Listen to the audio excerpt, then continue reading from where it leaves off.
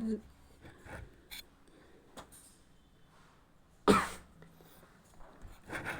जय हिंद एवरीवन।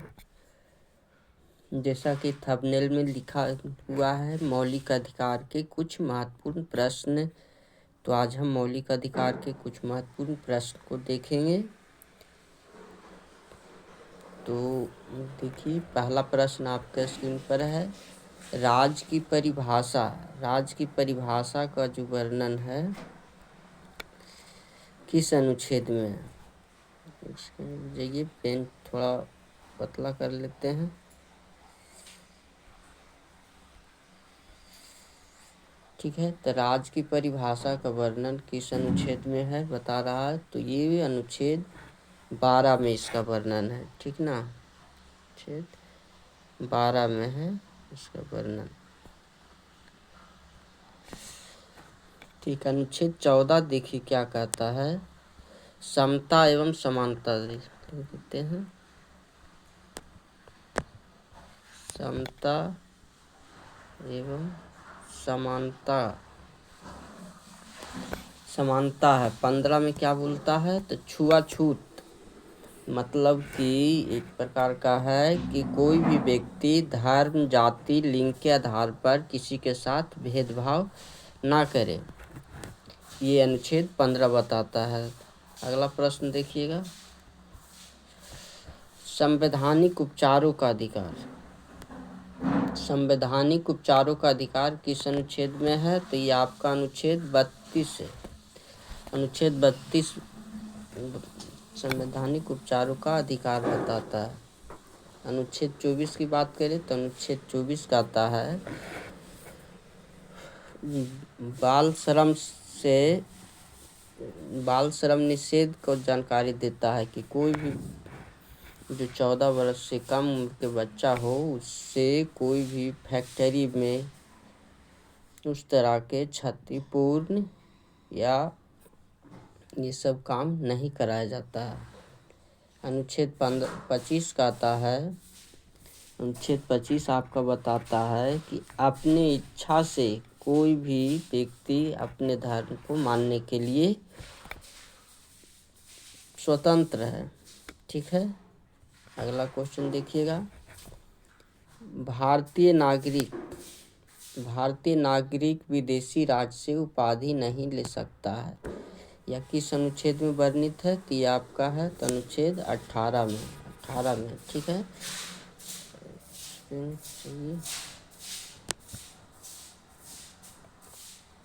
ठीक है।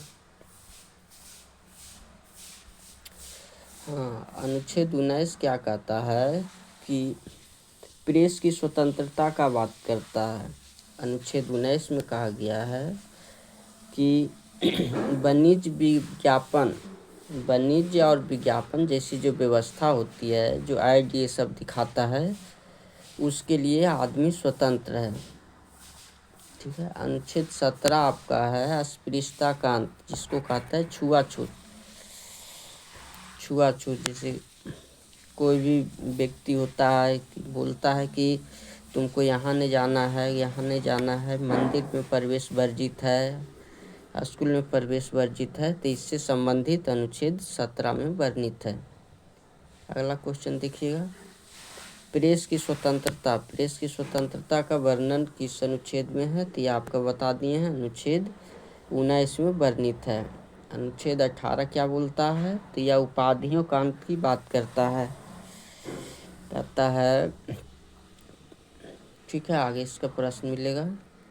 अगला क्वेश्चन देखते हैं।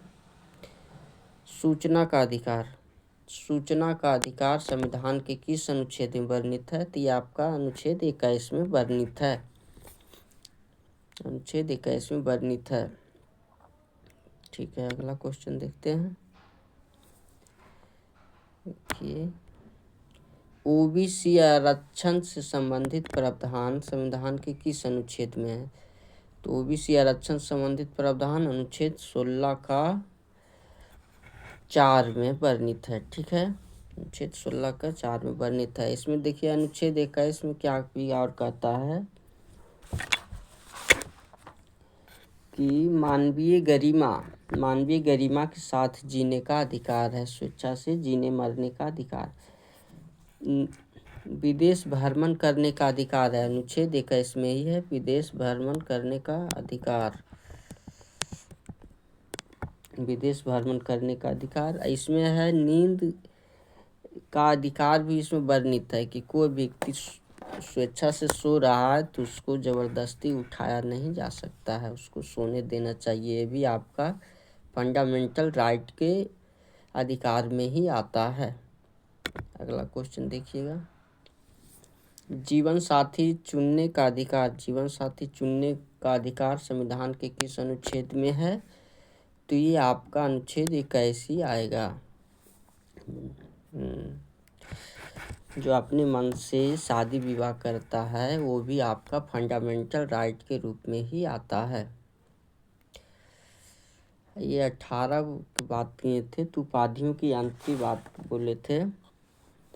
तो इसमें कहा गया है अनुच्छेद 18 में कि कोई भी व्यक्ति को राज मतलब देश, सरकार सिर्फ सेना और शिक्षा के क्षेत्र में ही किसी को उपाधि दे सकता है। इसके अलावे किसी क्षेत्र में अब उपाधि देना वर्जित हो गया है। सिर्फ सेना और शिक्षा में क्षेत्र में उपाधि दे सकता है। अगला देखिएगा, धार्मिक कार्य की प्रबंधन की स्वतंत्रता किस अनुच्छेद में है? तो ये आपका अनुच्छेद 26 होता है। धार्मिक कार्य मतलब कि कोई भी आप मंदिर, मस्जिद, गुरुद्वारा जो भी बनाए हैं तो उसके संरक्षण के लिए आप उसमें पैसा इन्वेस्ट कर सकते हैं, उसके लिए आप स्वतंत्र हैं। वो पैसा टैक्स रहित होगा, उसमें टैक्स 0% लगता है, ठीक ना। जो धार्मिक प्रबंधन में जो पैसा लगा रहे हैं तो टैक्स रहित होगा, वही कह रहा है। धार्मिक प्रबंधन की स्वतंत्रता संविधान के किस अनुच्छेद में है? तो अनुच्छेद 26 में वर्णित है। अगला क्वेश्चन देखिएगा, अस्पृश्यता की अंत की व्यवस्था संविधान के किस अनुच्छेद में है? तो आपको बता दिए हैं, अनुच्छेद 17 में इसका वर्णित है। 18 में उपाधियों का अंत है। 21 में प्राण एवं दैहिक स्वतंत्रता है, अपनी इच्छा से सब कुछ कर सकता है। अनुच्छेद 21 में ही कहा गया है निजता का अधिकार।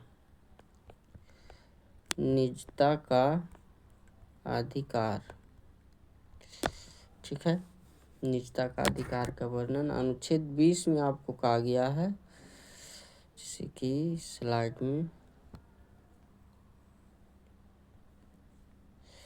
अनुच्छेद 20 में आपको कहा गया है, अनुच्छेद 20 में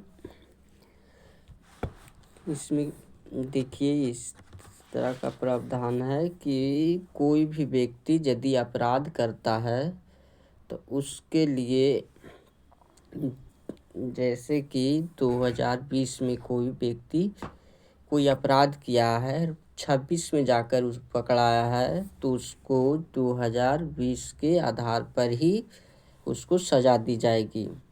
दूसरा बात कहा गया है दोहरे दंड की संरक्षण। एक व्यक्ति एक अपराध के लिए 2 बार उसको सजा नहीं दी जाएगी। तीसरा बात इसमें कहा गया है कि अपने विरुद्ध कोई भी न्यायालय या कोई पुलिस अधिकारी किसी व्यक्ति को अपने विरुद्ध उसको गवाही देने के लिए बाध्य नहीं कर सकता है, ठीक ना। ये आपका 20 में कहा गया है। अगला क्वेश्चन देखिएगा, निजता का अधिकार संविधान के किस अनुच्छेद में वर्णित है? तो निजता का अधिकार या अनुच्छेद 21 में इसका वर्णित है, ठीक है। आगे देखिएगा, ये आपका ख़त्म हो गया है। तो हम ऐसे ही शॉर्ट वीडियो या जैसे जैसे आज आप देखना पसंद करेंगे तो आगे लंग वीडियो भी बनाएंगे इसी तरह के प्रश्नों के साथ। तो जय हिंद।